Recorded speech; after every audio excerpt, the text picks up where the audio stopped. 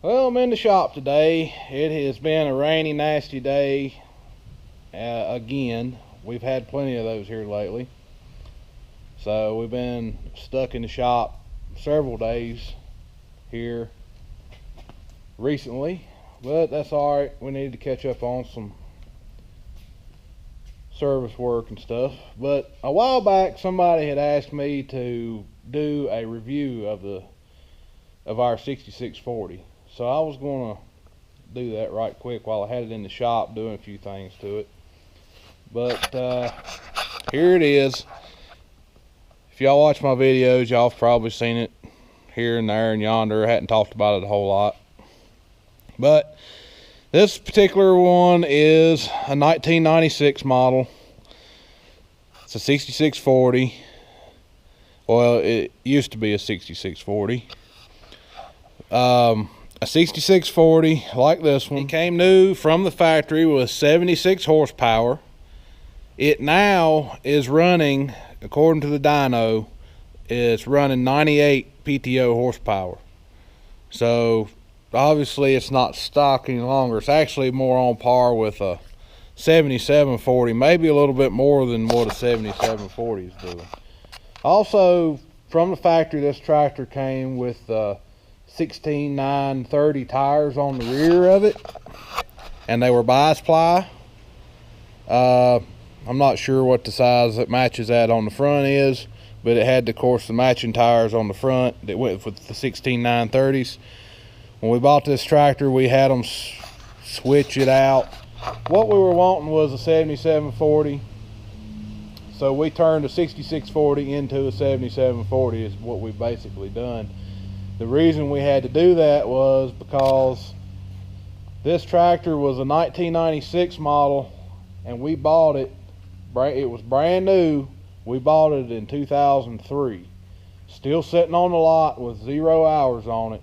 It sat on the lot that long. So when we were looking in the market for this tractor, we were looking for a 7740 with low hours. This tractor was still on the lot here at our local dealer back when they were still in business, and they did not have a 7740. This was the closest thing there was to it, but the dealer assured us that they could turn it into a 7740, and they did. They put a turbocharger on it, turned the fuel up, dynoed it, turned the fuel up to and got it up to 98 PTO horsepower. Took the small tires off of it, put the bigger radial tires on it like the 7740 would have come with, and it basically now it is a 7740 basically. So all right, anyway, this tractor is just an SL, so it doesn't have electronic shift transmission. It's just a manual 12-speed transmission. It has the basic. It has the basic lift arm capacity, which is 4,200 pounds. It does not have the optional lift helper cylinders on it. You could get these tractors. The 7740 that we had on the farm, the dairy farm, had the helper cylinders on it, and it would pick up a little more. You could get an optional kit to pick up to 6,500 pounds with these tractors. This one's really only rated to pick up 4,200 pounds, which I would think this tractor would probably pick more than that up, but I could be wrong, but it seems plenty stout. This tractor does have 540 and 1,000 RPM shaft in it. You can interchange the shafts by taking the snap ring out, pulling the shafts out. Most of you probably already know all about that. So what else about it?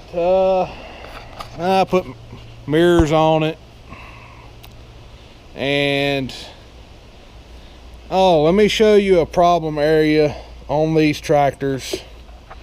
Let me pull this side cover off right now. All right, these tractors are basically trouble-free machines. They just don't give a whole lot of trouble.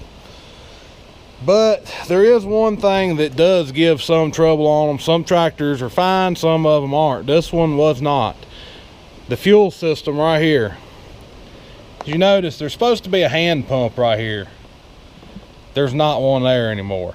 That thing gave all kinds of trouble, leaking all the time, sucking air and everything else.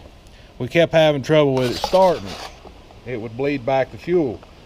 Well, we ended up putting an electric fuel pump on it, which is right here. Yeah, there you can see it right there. Ended up putting that on it. That solved most of our problems. But then this fuel pump started leaking fuel out of it. They wanted $400 for that fuel pump. So my solution was to take that fuel pump off, drill. No, I didn't have to drill. I made this aluminum cap. There was already these screws that held that pump on. So I found me some screws that would fit in there. You can see that they're flathead. They're straight screws or something I just found laying around here.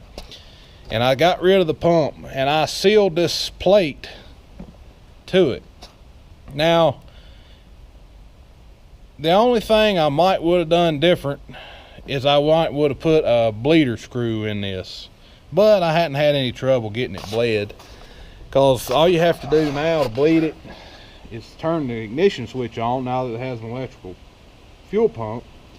And then there is a bleeder screw right here that you can loosen, and it'll get most of the air out, and then running it will finish pushing it out.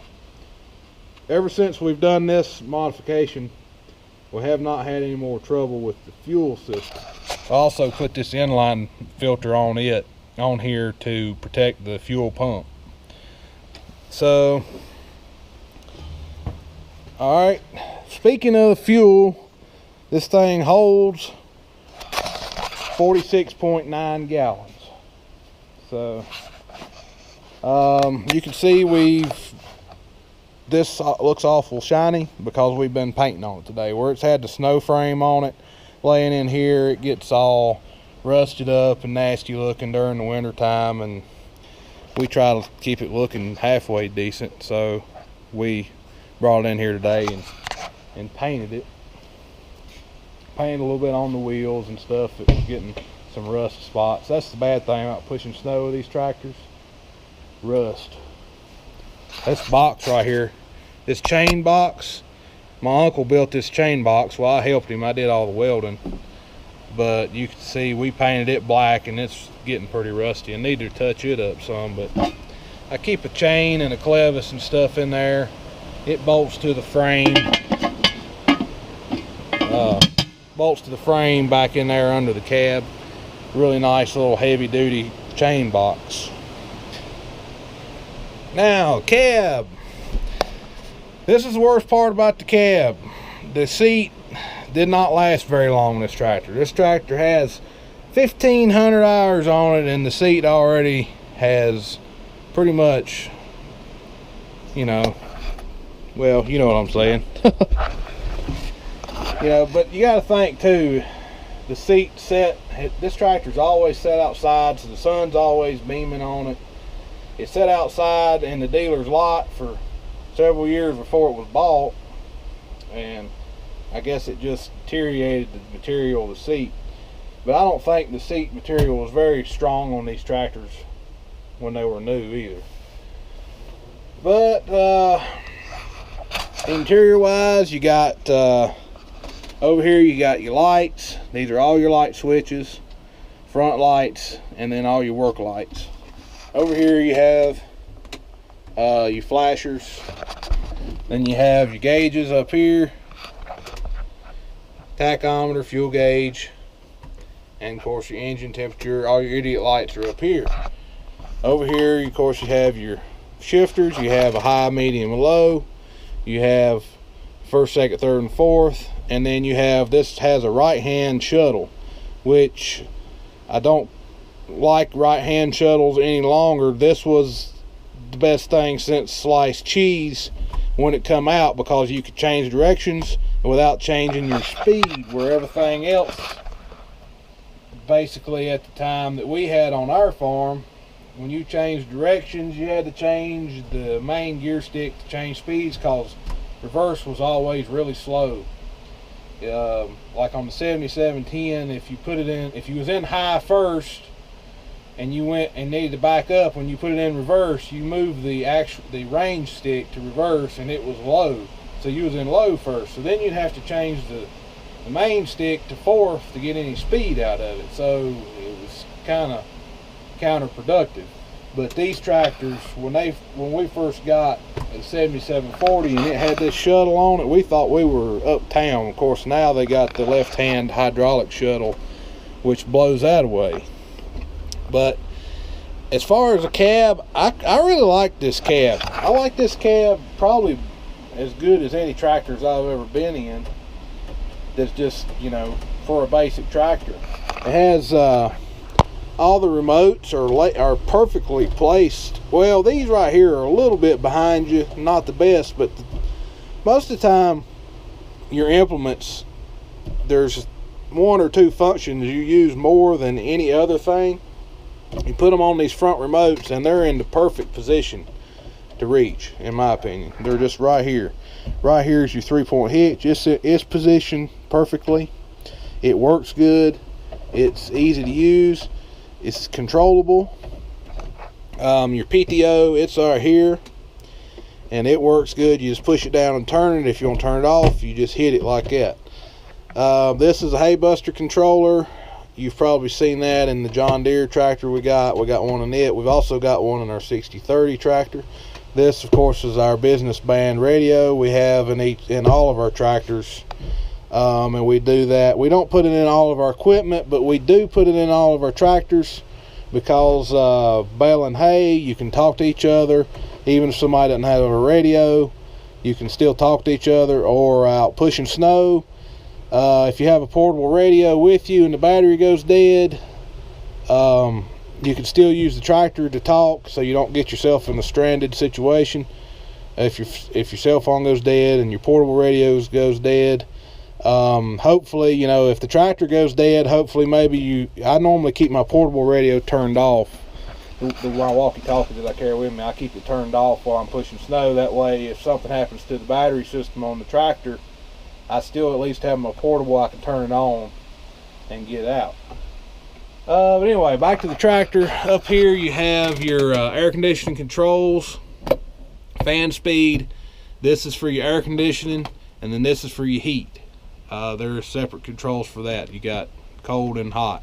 You can turn them both on at the same time if you want the compressor to run while you're doing heat, which actually helps defog the windows quicker. If you didn't know that, you can, on most any vehicle that you turn on the defrost in your pickup or whatever, when you turn it on, the air conditioner compressor runs to help defrost the windows, and you can do the same thing in a tractor. That's why they give you a switch to turn it on and off, so you can run the heat and the air conditioner compressor. Now the next thing we got up here is a CD player. So you got to have good music when you're running the tractor, or things just don't go good. So you got a CD player. That's been in here a long time. It don't even have an accessory jack or a USB plug or anything on it. But all right, what else? Speakers. These right here, you open them to recirculate the air right through the cab for the air conditioner. Helps let the heat go in, because heat rises, it lets it go back in and recirculate and come back out the vents. This tractor just has vents up in the top front of the cab, but it still probably has one of the best air conditioners any tractor I've run.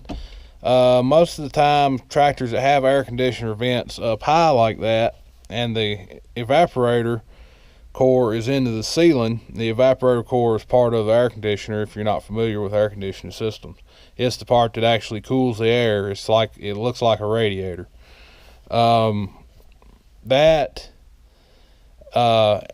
Typically when they're up high where the heat is, you have a better air conditioning system. And of course, with having a good blower fan, it blows a lot of air, also helps with that. But anyway, that's what these are for. There's one on each side. You open those things up and turn this air conditioner on wide open. You can hang some meat in here with you. So see, over here you got a nice size toolbox. It's good and deep. We got all kinds of goodies in here: rags, ice scraper, flashlight. I don't know what those are. Some candy somebody left in here. And anyway, yeah, parking brakes over here on the left, just like in my T5 and 6030 New Holland tractor. The windows on either side are openable.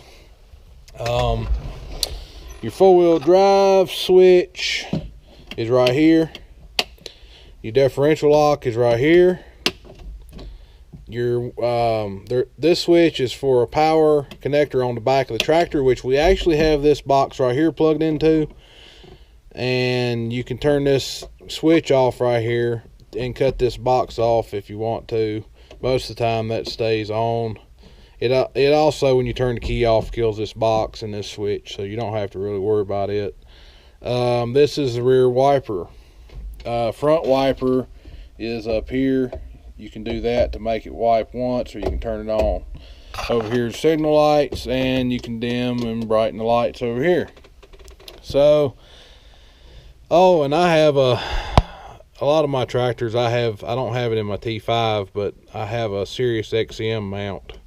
And like this tractor, the 6030 and the TN95 have one in it, because I like Sirius XM radio, because I hate commercials. So that's about all there is. I mean, this tractor, if you're looking at one and it's in good shape, my opinion is buy it. These tractors are pretty bulletproof, really. They got them right.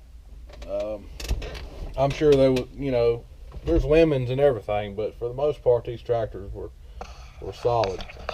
You have good visibility out the back. It's got a window here so you can look down on the drawbar, and of course the 3-point hitch you can see by looking over top. There's a place here where you can run cables through, like we've done here. There's a plate over it. You just take the bolts out and you move it over out of the way, and there's a rubber thing you can stick the cables through. There is a place to put the owner's manual on the back of the seat, and the seat does swivel. Well, it does swivel, but apparently there's something wrong with it at the moment that I need to work on. But it normally swivels. I've had this problem before with it. I know what's wrong with it. There's a little pin in there that somehow falls out sometimes. But it does not have air suspension. It is spring suspension. Here's how you adjust it. But that's about all there is to know. Oh wait, there's a sunroof. In case your air conditioner goes out, you can let the heat out the top.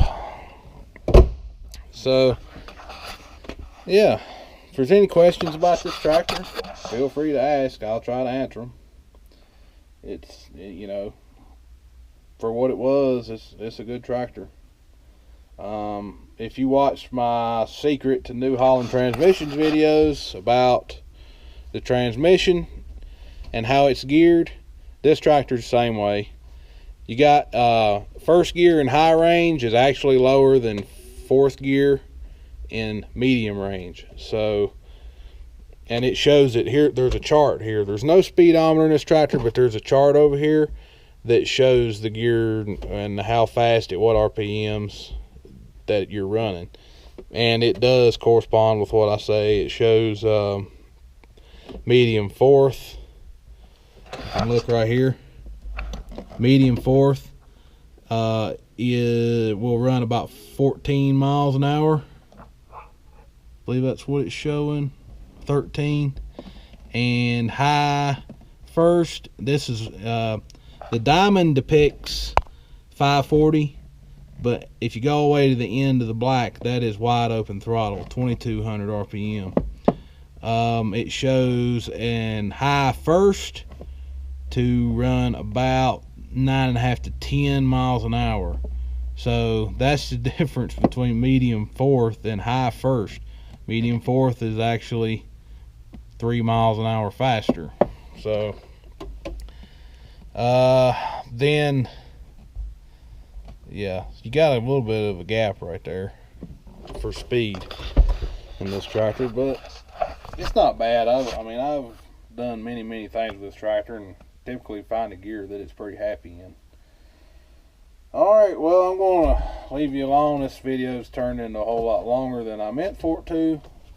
But whoever it was that wanted to review this tractor, I hope this answered your questions. And anybody else has any requests, send them my way and I'll see what I can do. Well, thanks for watching. Give me a thumbs up. And don't forget to subscribe. We'll see you in the next one.